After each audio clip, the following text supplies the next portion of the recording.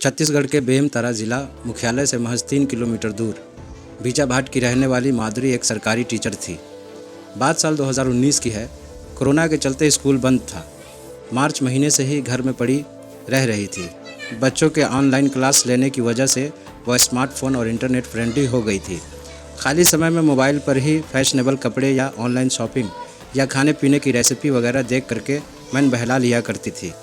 इस दौरान जब भी मैट्रिमोनियल साइट के विज्ञापन आते तो उसका ध्यान उसकी ओर चला जाता था। 32 साल की उम्र हो चुकी थी और अब तक उसने शादी नहीं की थी। इसकी चिंता जितना उसके बूढ़े माता पिता और भाई भाभी को सता रही थी, उससे ज़्यादा वह अपने जीवन साथी के लिए खुद परेशान थी। उसने टीचर बनकर अपना करियर तो बना लिया था, लेकिन शादी नहीं हो पाई थी और उम्र काफ़ी तेज़ी से निकलती जा रही थी। घर परिवार और गांव के लोग अक्सर टोक दिया करते थे, अरे माधुरी, कुछ अपनी ज़िंदगी के बारे में भी सोच लिया करो। कुछ लोग तो माँ बाप और घर वालों को लेकर ऐसी बातें कर देते थे कि माधुरी को बहुत बुरा लगता था और उसका दिल दुख जाता था। इसी बीच साथ काम करने वाली कुछ दोस्तों ने सलाह दी, अगर माता पिता उसके लिए सही लड़का तलाश नहीं कर पा रहे हैं तो उसे खुद कोशिश करनी चाहिए।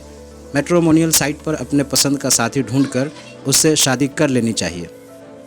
उसके बाद माधुरी ने जीवनसाथी.com पर अपना मेल आईडी रजिस्टर कर लिया था। इसके बाद आए दिन उसके मेल आईडी पर लड़कों के डिटेल्स आने लगे थे। उम्र ज़्यादा होने की वजह से मनपसंद मैच नहीं मिल पा रहा था। ज़्यादातर ऑफ़र विदुर के ही थे, जिनकी उम्र का अंतर भी काफ़ी ज़्यादा था। कुछ जाति और अलग धर्म होने के कारण उसकी तरफ वो ध्यान नहीं देती थी। सितंबर 2019 में एक ऑफ़र 2 दिन के गैप पर लगातार आया। हर बार मेल में बोल्ड में लिखा होता था, मेरा नाम राजेश विश्वकर्मा है, मेरा जन्म 1985 का है, मुझे शराब से सख्त नफ़रत है, मैं तलाकशुदा हूँ और मैं बिल्डर भी हूँ, मेरी सालाना इनकम 1 करोड़ से ज़्यादा है। इस मैसेज के साथ लड़के की तस्वीर देखकर उसकी पर्सनालिटी पर माधुरी एक नज़र में ही फिदा हो गई। अभी तक के आए सारे ऑफ़र्स में एक यही था जो उसकी उम्र से मेल खाने वाला था। उसने इस बारे में अपने परिवार वालों से बात करने के बाद मेल का जवाब दे दिया। अपनी कुछ शर्तों के साथ पूरे परिवार की तस्वीर उसे पोस्ट कर दी।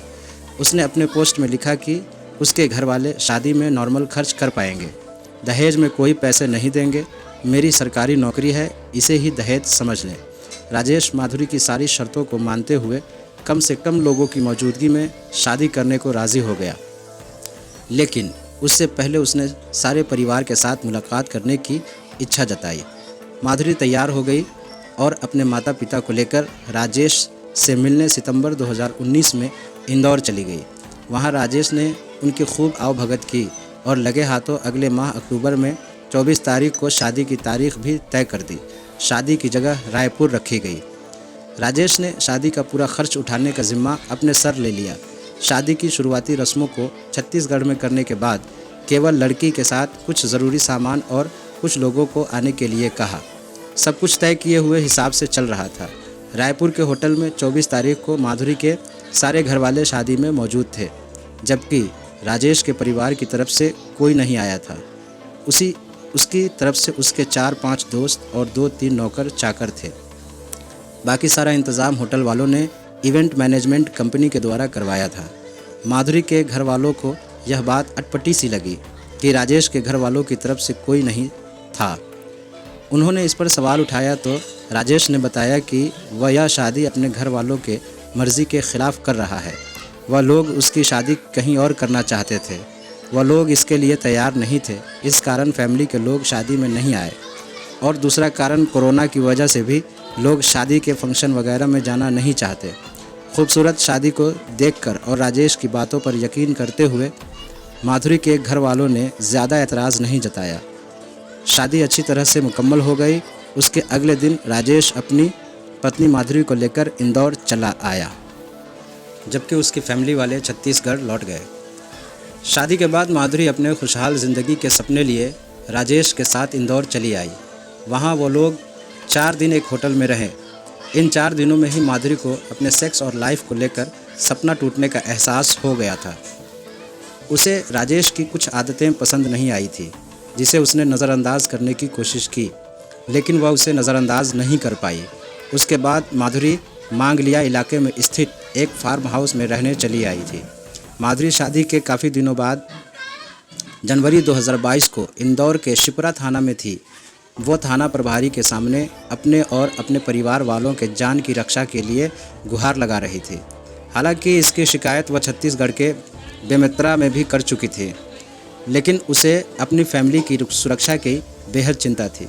वहाँ उसने शिकायत में लिखवाया था कि उसके पति के दोस्त विपिन और उसके परिवार वालों को मारने की धमकी दे रहे हैं। उसके साथ एक और गुंडा भी धमकाने आया था। वह दोनों पति राजेश के भेजे हुए थे। माधुरी ने पुलिस से यह भी शिकायत की कि वह 16 सितंबर 2021 को किसी तरह से जान बचाकर इंदौर से छत्तीसगढ़ अपने माता पिता के पास चली आई थी।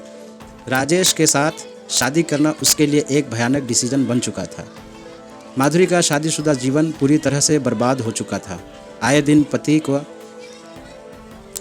पति का दोस्त उसका बलात्कार करते थे।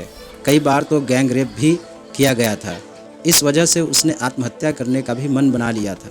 लेकिन जब राजेश ने उसे और उसके घर वालों को मारने के लिए गुंडे घर भेजे, तब वह हिम्मत जुटाकर उसके खिलाफ शिकायत दर्ज कराने इंदौर आई है। इसी के साथ माधुरी ने यह भी कहा कि जब तक उसके खिलाफ कार्रवाई नहीं होती है और वह पकड़ा नहीं जाता है, तब तक वह यहीं बैठी रहेगी। माधुरी के पति द्वारा गैंग रेप करवाए जाने की बात सुनकर थाना प्रभारी के भी कान खड़े हो गए। उन्होंने माधुरी से वह दास्तान सुनते हुए रिकॉर्ड कर लिया। फिर राजेश और उसके साथियों के खिलाफ FIR दर्ज कर ली। थाना प्रभारी ने माधुरी और उसके घर वालों को मुकम्मल सुरक्षा देने के बाद उसके राजेश पति को गिरफ्तार करने के लिए तुरंत कार्रवाई करने की बात कही और उसे घर भेज दिया। पुलिस ने इस मामले में आरोपियों के खिलाफ कार्रवाई अगले ही दिन शुरू कर दी। उसके बाद शिप्रा थाने ने उसके द्वारा दर्ज कराए गए बयान को बेमेतरा थाने से भी संपर्क कन्फर्म किया। राजेश के पुराने पुलिस रिकॉर्ड निकलवाए गए। उसको देखने के बाद पुलिस चौंक गई। पुलिस के चौंकने की वजह उसका पुराना आपराधिक रिकॉर्ड था। न केवल उसके बल्कि उसके फार्म हाउस के खिलाफ भी कई शिकायतें पहले से दर्ज थी। फिर क्या था, जांच की प्रक्रिया का सिलसिला चल पड़ा। पुलिस रिकॉर्ड में राजेश विश्वकर्मा एक बिल्डर था और उस फार्म हाउस का मालिक था, जहां शादी के बाद माधुरी ने करीब 2 साल गुजारे थे। पुलिस ने माधुरी की शिकायत पर राजेश के अलावा उनके 3 दोस्तों और एक नौकर के खिलाफ शिकायत दर्ज कर ली। हालांकि राजेश के एक दोस्त विपिन भदौरिया को बेमेतरा छत्तीसगढ़ में पुलिस पहले ही गिरफ्तार कर चुकी थी। उस पर 2 दर्जन से ज़्यादा केस बेमेतरा और दूसरे थाना में दर्ज बताया गया। उसे बेमेतरा के हाउसिंग बोर्ड कॉलोनी से पकड़ा गया था। इधर इंदौर पुलिस ने राजेश को भी उसके फार्म हाउस से हिरासत में ले लिया। उसके साथ नौकर अंकेश बघेल भी पकड़ा गया। अगले रोज़ जब उसका सामना थाने में माधुरी से हुआ, तब वह समझ गया कि यह सब किसका किया कराया है, क्योंकि उस पर पत्नी पर जुल्म ढाने और अननेचुरल सेक्स, रेप वगैरह का आरोप लगाया गया था। इस कारण उसकी गिरफ्तारी गैर जमानती थी। यही नहीं, मांगलिया इलाके में बने युवराज फार्म हाउस के खिलाफ पुलिस को कई सारी बातें मालूम हो चुकी थी, जैसे वहाँ ज़मीन की हेराफेरी, नशाखोरी, न्यूड डांस पार्टी, इस तरह के कई आपराधिक मामले हुए थे और उसकी जानकारी पुलिस को लगी। इस फार्म हाउस में आने जाने वालों में राजेश के दोस्त अंकेश बघेल, अंकेश विश्वकर्मा और विपिन भदौरिया भी थे। माधुरी सबकी परिचित ही नहीं बल्कि सबके जुल्मों का शिकार भी हो चुकी थी। सभी ने उसके साथ कई बार रेप किया था। उधर छत्तीसगढ़ पुलिस ने भी राजेश विश्वकर्मा, आनंद साहनी, सिद्दीक को भी आरोपी बना लिया था। छत्तीसगढ़ पुलिस के मुताबिक मुख्य आरोपी राजेश ने आनंद साहनी, विपिन भदौरिया और सिद्दीक को प्रीता की हत्या करने के लिए भेजा था। तीनों अपनी पहचान छुपाकर सवेरा लॉज में पान मसाला के एजेंट बनकर ठहरे हुए थे। विपिन भदौरिया मुख्यतः आगरा का रहने वाला था। उस पर तकरीबन 1 दर्जन आपराधिक मामले दर्ज हैं। यही नहीं, विपिन हथियारों का भी शौकीन बताया गया। उसने अपनी फेसबुक प्रोफाइल पर बंदूक पकड़े हुए फ़ोटो लगाए रखा था। यहाँ तक कि विपिन के पिता दिनेश पर भी 1 दर्जन आपराधिक मामले दर्ज हैं। इंदौर पुलिस द्वारा गैंग रेप के 4 आरोपी मूलतः नागदा के रहने वाले हैं। उनमें से मुख्य आरोपी राजेश विश्वकर्मा के पिता का नागदा में इंजीनियरिंग वर्क वर्क्स का बहुत ही अच्छा कारोबार स्थापित है। राजेश के बारे में जुटाई गई जानकारी के अनुसार वह शुरू से ही इस तरह के मामलों में शामिल रहा है, अपराधों में शामिल रहा है। इस कारण उसके पिता ने कभी भी उसको पसंद नहीं किया, यहाँ तक कि उब कर उसे सन 2018 में घर से निकाल दिया था। उसके बाद से उसने अपने रहने का ठिकाना इंदौर बना लिया था। नहीं उसकी दोस्ती अंकेश बघेल, विपिन भदौरिया, विवेक विश्वकर्मा से हुई थी। सभी अपराधियों के खिलाफ बलात्कार की धारा 376 के साथ और भी कई धाराएं लगाई गई जो कि आपराधिक धाराओं में शामिल होती है। इस मामले में पकड़े गए चारों आरोपी नागदा के रहने वाले हैं। राजेश के गिरफ्तारी के बाद उसके युवराज नाम से मशहूर फार्म हाउस में मुकम्मल छानबीन की गई। कुल 1 लाख वर्ग फीट में बने फार्म हाउस पर 27,000 वर्ग फीट पर काम किया गया था। यह राजेश का एक ऐशगाह बना हुआ था। बड़े अधिकारियों से उसके अवैध कब्जे को गिराने के भी आदेश ले लिए गए। कलेक्टर मनीष सिंह ने उसके फार्म हाउस को गिराने के आदेश दिए थे। हालांकि उसे गिराना कोई आसान काम नहीं था। इसके लिए नगर निगम में 4 से ज़्यादा बुलडोज़र और जेसीबी लगाकर सारे निर्माण को गिराया गया। उच्च अधिकारियों की मौजूदगी में 16 जनवरी को यह कार्रवाई शुरू हुई थी। मौके पर सुबह से ही प्रशासन, निगम और पुलिस की टीम जुट गई थी। कार्रवाई से पहले जिला प्रशासन और पुलिस की टीमों ने मुआयना किया। इसके लिए भारी पुलिस पर बल लगाया गया। इस बीच मुख्य आरोपी राजेश को कोर्ट में पेश किया गया, जहां से उसे जेल भेजा गया। पुलिस को फार्म हाउस से राजेश के अय्याशी की कई सारी चीज़ें मिली। उनमें महंगी शराब की बोतल और सेक्स टॉयज़ भी मौजूद थे। घूमने के लिए छोटी ट्रैवल गाड़ी और ऑडी जैसी लग्जरियस कार तक उसके पास थी। फार्म हाउस से आर्टिफिशियल हथियार भी मिले जो चाइना के बने थे। लाखों रुपए खर्च करके इस फार्म हाउस का निर्माण गलत तरीके से कराया गया था। साथ ही लाखों रुपए इसके इंटीरियर पर भी खर्च किए गए थे। नगर निगम के अधिकारियों ने फार्म हाउस के दस्तावेज़ों की जांच कराई। बताते हैं कि यह सब उसने अपनी पुश्तैनी ज़मीन बेचकर बनाया था, जिसकी कीमत 50 करोड़ से भी ज़्यादा आंकी गई। उधर माधुरी ने अपने शिकायत में यह कहा था कि शादी के बाद जब उसे फार्म हाउस लाया गया तो शुरुआत में 5 दिन उसे कमरे में बंद रखा गया। उसे कहा कि परिवार के लोग शादी से नाराज़ हैं। शादी के 15 दिनों तक राजेश ठीक रहा। उसके बाद शुरू हुआ माधुरी के उत्पीड़न का दौर। माधुरी के पास मोबाइल नहीं था। अपने मोबाइल से वह सामने बिठाकर बात करवाता था। कॉल रिकॉर्डिंग पर होती थी और फार्म हाउस में न्यूड पार्टी हुआ करती थी। नौकर निगरानी करते थे। राजेश माधुरी को पोर्न मूवी दिखाकर उसी तरह सेक्स करने के लिए कहता था। अननेचुरल सेक्स करता था। मना करने पर टॉर्चर करता था, मारता पीटता था। फार्म हाउस पर उसे वह बिना कपड़ों के या सिर्फ अंडर गारमेंट्स में अर्धनंगे रखने लगा। सर्दी के समय में भी वह उसे पूरे कपड़े नहीं पहनने देता था। नौकर से कहकर उसके कपड़े छुपा दिए। उसके बाद से उसका माधुरी के प्रति नज़रिया बदल गया। नौकर भी उसके साथ गलत हरकतें करने लगा। राजेश विपिन से उसके ऊपर ठंडा पानी डलवाता और बिना कपड़ों के दोस्तों के सामने वह डांस करवाता था। वह सब कुर्सी पर सिगरेट का कश लेते हुए उसे देखते रहते थे और डांस के बाद सब मिलकर उसके साथ रेप करते थे। सिगरेट से प्राइवेट और बॉडी के दूसरे पार्ट्स दागते थे और दांतों से भी काटते थे।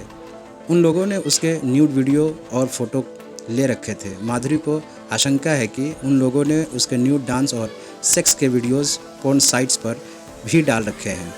एक बार वह सिगरेट से जलाने पर काफ़ी ज़ख्मी भी हो गई थी। यह सब करीब 2 सालों तक चलता रहा। कभी भी वह लोग फार्म हाउस से बाहर जाने नहीं देते थे। 1-2 बार बाहर जाना भी हुआ तो नौकरों और दोस्तों के साथ ही जाना हुआ। उन दिनों उसकी सेहत भी ख़राब हो गई थी। 16 सितंबर 2021 को वह वहाँ से किसी तरह भागने में कामयाब हो गई। छत्तीसगढ़ आ गई। घर आकर उसने यह सारी बात किसी को नहीं बताया और भाई एकदम खामोश रहने लगी, गुमसुम रहने लगी। घर से बाहर निकलने में भी उसको डर लगता था। तभी उसने सोचा कि मैं फिर से नौकरी ज्वाइन कर लेती हूँ। तभी राजेश ने उसके घर गुंडे भेज दिए और वह लोग माधुरी के साथ चलने की ज़िद करने लगे। माधुरी ने जब मना किया तो वो लोग उसे और उसके घर वालों को मारने की धमकी देकर चले गए। यह सब बात माधुरी के घर वालों को नहीं पता थी, लेकिन जब बात जान पर आई तो माधुरी ने सबसे पहले छत्तीसगढ़ में थाने में जाकर शिकायत दर्ज करवाई। इत्तेफाक से दोनों गुंडे तुरंत पकड़े गए। इसके बाद माधुरी ने हिम्मत जुटाकर इंदौर जाकर थाने में शिकायत दर्ज कराई। उसके बाद इस घटना को काफ़ी हवा मिली और सोशल मीडिया पर खूब वायरल हुआ। राजेश के फार्म हाउस को मुकम्मल तौर पर ख़त्म कर दिया गया है और सभी आरोपियों को जेल भेज दिया गया है। माधुरी भी मायके में जाकर अपनी ज़िंदगी गुजार रही है। तो दोस्तों, यह थी आज की वारदात की घटना जो मैंने आप लोगों के साथ शेयर किया।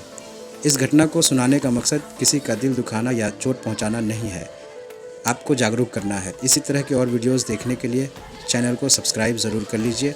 धन्यवाद।